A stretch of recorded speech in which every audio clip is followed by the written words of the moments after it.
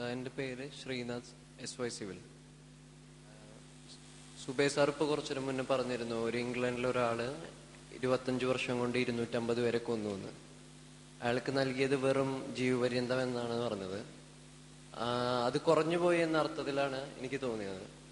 എന്ന് പറഞ്ഞാൽ middle east എന്ന ഗൾഫ് കൺട്രീസിൽ ഒരാൾ കട്ടാലോ അയാളുടെ കൈ മുറിച്ച് കളയുക എന്നാണ് അവിടുത്തെ മെയിൻ ഞാൻ അറിഞ്ഞിട്ടുള്ളത്. പിന്നെ ഒരാളെ കൊന്നാൽ അയാളെ കൊല്ലുക, അങ്ങനെ ഒരാളെ കൊന്നു കഴിഞ്ഞ് കഴിഞ്ഞാൽ മൊത്തമായിട്ടുള്ള ആൾക്കാരെ കൊന്ന ഒരു ഇതാണെന്നാണ് ഇപ്പൊ സാറ് പറഞ്ഞത്, അക്ബർ സാറ് പറഞ്ഞത്. എന്ന് പറഞ്ഞാൽ അങ്ങനെ ഒരു ശിക്ഷ നൽകാൻ നബി പറഞ്ഞിട്ടുണ്ടോ, അല്ലെങ്കിൽ ഖുറാനിൽ അങ്ങനെ പറഞ്ഞിട്ടുണ്ടോ? അങ്ങനെ നമുക്ക് ചെയ്യാനുള്ള അധികാരം ഖുറാനിൽ പറഞ്ഞിട്ടുണ്ടോ? ഖുറാനിനനുസരിച്ച് ജീവിക്കുന്ന മുസ്ലിം എന്ന് പറയുന്ന ആർക്കെങ്കിലും പറഞ്ഞിട്ടുണ്ടോ അങ്ങനെ ഒരു ശിക്ഷ നൽകാൻ? ഇസ്ലാമിലെ ശിക്ഷാ സമ്പ്രദായം പ്രവാചകനോ പരിശുദ്ധ ഖുർആനോ നിർദ്ദേശിച്ചതാണോ? അതെങ്ങനെയാണ് ശരിയാവുക എന്നാണ് ചോദ്യം. ഇവിടെ ഇസ്ലാം ആത്മീയമായ നിർദ്ദേശങ്ങളോടൊപ്പം തന്നെ ഭൗതികമായൊരു സമൂഹത്തിന്റെ നിലനിൽപ്പിന് ആധാരമായ നിർദ്ദേശങ്ങളും നൽകുന്നുണ്ട് ഓരോ രംഗത്തും. അഥവാ കേവലമായ കുറെ ആത്മീയ നിർദ്ദേശങ്ങൾ നൽകി പിൻവാങ്ങുന്നതിന് പകരം ആ ആത്മീയ നിർദ്ദേശങ്ങൾ നടപ്പിൽ വരുത്തേണ്ട ഭൗതിക സാഹചര്യങ്ങൾ എങ്ങനെ സൃഷ്ടിക്കാൻ കഴിയുമെന്ന് കൃത്യമായി പഠിപ്പിക്കുന്നുണ്ട്. ഒരു ഇസ്ലാമിക സമൂഹം അടിസ്ഥാനപരമായി രൂപപ്പെട്ടു വരുന്നത് സ്രഷ്ടാവായ തമ്പുരാനിലുള്ള വിശ്വാസത്തിന്റെ അടിത്തറയിലാണ്. സ്രഷ്ടാവായ തമ്പുരാനിൽ വിശ്വാസം അർപ്പിക്കണം ഒരു മുസ്ലിം. സ്രഷ്ടാവായ തമ്പുരാനെ കുറിച്ചുള്ള വിശ്വാസമാകട്ടെ എന്താണ്? അവൻ നമ്മെ അറിയുന്നവൻ, നമ്മുടെ ഹൃദയത്തെ അറിയുന്നവൻ, നമ്മുടെ രഹസ്യത്തിൽ പോലും അവൻ നമ്മെ കൃത്യമായി നിരീക്ഷിച്ചു കൊണ്ടിരിക്കുന്നവൻ. അങ്ങനെയുള്ള സ്രഷ്ടാവായ തമ്പുരാൻ എന്റെ കർമ്മങ്ങൾക്ക് കൃത്യമായ പ്രതിഫലം മരണാനന്തര ജീവിതത്തിൽ വെച്ച് നൽകും എന്നുള്ള വിശ്വാസവും എനിക്ക് ഉൾക്കൊള്ളണം ഒരു ഇസ്ലാമിക സമൂഹത്തിലെ മുസ്ലിം. ആ രണ്ട് വിശ്വാസങ്ങളും പൂർണ്ണമായി ഒരാളുടെ ഹൃദയത്തിൽ സ്ഥാനം പിടിച്ചു കഴിഞ്ഞാൽ സ്വാഭാവികമായി തെറ്റ് ചെയ്യുവാനുള്ള അയാളുടെ ത്വര, രഹസ്യമോ പരസ്യമോ ആയ തെറ്റ് ചെയ്യാനുള്ള ത്വര ഇല്ലാതെയാകും. അവിടെ അടിസ്ഥാനപരമായ ഒരു സാമൂഹ്യ വിപ്ലവം സാധിക്കുകയാണ് ഇസ്ലാം ചെയ്യുന്നത്. എന്നാൽ ഒരു ഇസ്ലാമിക രാഷ്ട്ര സംവിധാനത്തിൽ, ആ രാഷ്ട്ര സംവിധാനത്തിൽ സ്വാഭാവികമായും പലതരത്തിലുള്ള ആളുകൾ ഉണ്ടാവും. നമുക്ക് ആരുടെയും വിശ്വാസം അളന്നു നോക്കാൻ സാധ്യമല്ല. ആ രാഷ്ട്ര സംവിധാനത്തിൽ മനുഷ്യർക്ക് സ്വസ്ഥമായി ജീവിക്കാൻ കഴിയണം. അവരുടെ ജീവനും സ്വത്തും സംരക്ഷിക്കപ്പെടണം, അവരുടെ അഭിമാനം സംരക്ഷിക്കപ്പെടണം. അല്ലാത്തിടത്തോളം ഒരു രാജ്യത്ത് ജീവിക്കുവാൻ സ്വസ്ഥതയും സമാധാനവും നമുക്കുണ്ടാവില്ല. അങ്ങനെ അഭിമാനം സംരക്ഷിക്കപ്പെടണമെങ്കിൽ, ജീവനും സ്വത്തും സംരക്ഷിക്കപ്പെട്ട് സമാധാനത്തോടുകൂടി കിടന്നുറങ്ങാൻ കഴിയണമെങ്കിൽ കൃത്യമായ നിയമങ്ങൾ, മാതൃകായോഗ്യമായ നിയമങ്ങളും ശിക്ഷകളും വേണമെന്ന് ഇസ്ലാം പറയുന്നു. അവിടെ ഇസ്ലാമിക രാഷ്ട്ര സംവിധാനത്തിൽ എപ്പോഴാണ് ശിക്ഷയുണ്ടാകുന്നത് അതുകൂടി നമ്മൾ മനസ്സിലാക്കണം. എങ്ങനെയാണ് ശിക്ഷയുണ്ടാകുന്നത്?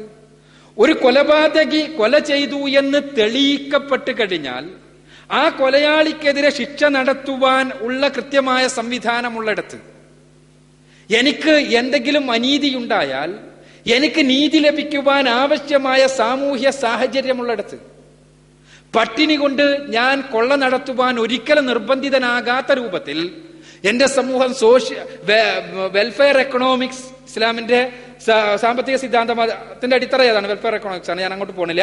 ഈ വെൽഫെയർ എക്കണോമിക്സ് പൂർണ്ണമായി നടപ്പാക്കുകയും പാവപ്പെട്ടവന് പ്രയാസങ്ങൾ പരിഹരിക്കുവാൻ സാധ്യതയും നിലവിൽ നിന്ന സ്ഥലത്ത് അങ്ങനെയെല്ലാം ഉണ്ട്.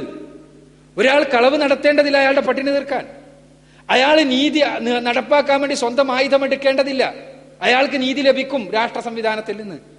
അതേപോലെ തന്നെ അയാളുടെ അഭിമാന സംരക്ഷണം ഉണ്ടാകും. അയാൾക്ക് ലൈംഗികമായ ആവശ്യങ്ങൾ പൂർത്തീകരിക്കുവാനുള്ള മാർഗങ്ങളുണ്ട്. അയാളുടെ ലൈംഗികതയെ അനാവശ്യമായി ഉത്തേജിപ്പിക്കുവാൻ പരിശ്രമിക്കുന്ന സാമൂഹ്യ ലൈംഗികതയുണ്ടല്ലോ, ഇന്നുള്ളതുപോലെയുള്ള മനുഷ്യ മനസ്സുകളെ മലീമസപ്പെടുത്തുന്ന രൂപത്തിൽ ഉള്ള മാധ്യമങ്ങളും മറ്റും മറച്ചതും ഒന്നുമില്ലാത്തൊരു സംവിധാനം. അങ്ങനെയുള്ള ഒരു സ്ഥലത്ത് വീണ്ടും അയാൾ തെറ്റ് ചെയ്യുകയാണെങ്കിൽ, അയാൾ കൊള്ള നടത്തുകയാണെങ്കിൽ മാതൃകായോഗ്യമായ അയാളെ ശിക്ഷിക്കപ്പെടണം എന്നാണ്. അയാളെ കൈവെട്ടുക എന്നുള്ളതല്ല ഇസ്ലാമിന്റെ ലക്ഷ്യം. മറിച്ച് ഇങ്ങനെ കൊള്ള നടത്തിയ 4 ആളുകൾക്ക് കൈയില്ലാതെ അങ്ങനെ നടക്കുന്നത് കണ്ടാൽ തന്നെ ഈ സാമൂഹ്യ വിരുദ്ധമായ ചെയ്തി നടത്തുവാനുള്ള മാനസികമായ ചോദനയില്ലാതെയാകും. അതേപോലെ തന്നെ കൊന്നവൻ കൊല ചെയ്യപ്പെടും എന്നുള്ളൊരവസ്ഥയുണ്ടായാൽ തീർച്ചയായും ഈ ഒരു ചോദന ഇല്ലാതെയാകും. ഇല്ലാത്തത് കൊണ്ടോ? ഇല്ലാത്തതുകൊണ്ട് എന്താണ് ഇന്ന് നടക്കുന്നതല്ല നടക്കുന്നത്. ഇന്ന് നമ്മൾ ചെയ്യുന്നത് എന്താ? ജയിലിലാക്കിയാലോ ജീവപര്യന്ത ശിക്ഷ. ജീവപര്യന്ത ശിക്ഷ കഴിഞ്ഞാലോ മടങ്ങി വരുന്നത്, പോയത് ഹാഫ് ക്രിമിനൽ, മടങ്ങി വരുന്ന ഫുൾ ക്രിമിനൽ അല്ലെ? ജയിലിൽ നിന്ന് പരിശീലന കാലം. എന്താണ്? എങ്ങനെ കൂടുതൽ ആസൂത്രിതമായി പിടിക്കപ്പെടാതെ എങ്ങനെ കൊള്ള നടത്താം, അതിനുള്ള പരിശീലനം. നിങ്ങൾ സാമൂഹ്യ യാഥാർത്ഥ്യമാണ്. വളരെ ചുരുക്കം ആളുകൾക്ക് ചിലപ്പോൾ മനസ്താപം ഉണ്ടായേക്കാം. എന്നാൽ പൊതുവായ അവസ്ഥ എന്താണ്? ഇന്ന് കുറ്റങ്ങൾക്ക് ശിക്ഷിക്കപ്പെടുന്ന അവസ്ഥയില്ലാത്തതുകൊണ്ട് തന്നെ കൊല എന്നുള്ളതൊരു ഇഷ്യൂ എന്നല്ല നമുക്ക്, അല്ലെ? ഇപ്പൊ അടുത്ത് ഇന്ത്യ ടുഡേയിൽ ഒരു ഫീച്ചർ ഉണ്ടായിരുന്നു.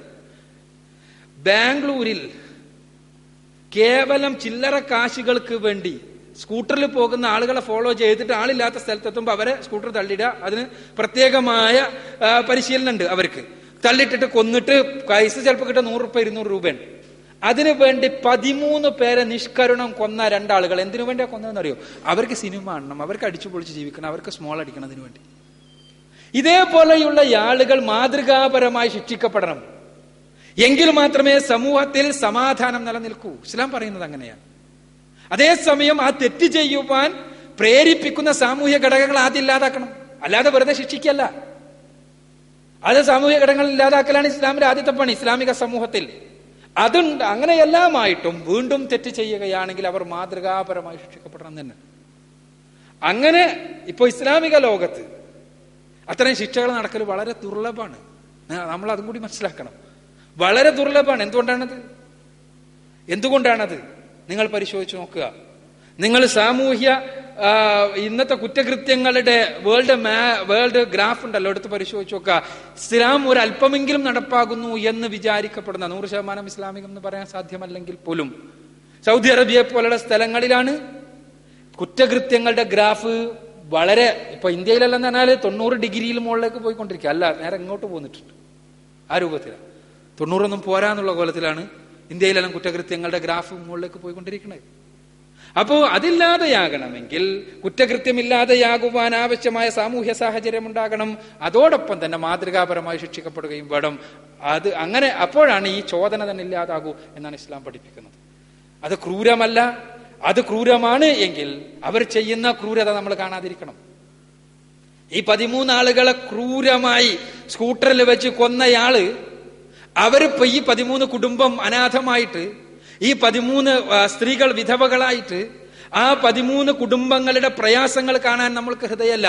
ഈ ക്രൂരനായ മനുഷ്യന്മാർ സിനിമ കാണാൻ വേണ്ടി 13 പേരെ കൊന്നയാളുകളോടാണ് നമ്മുടെ അനുഭാവമെങ്കിൽ അത് മാനവികത എന്നാണോ പറയാ എന്ന് എനിക്കറിയില്ല.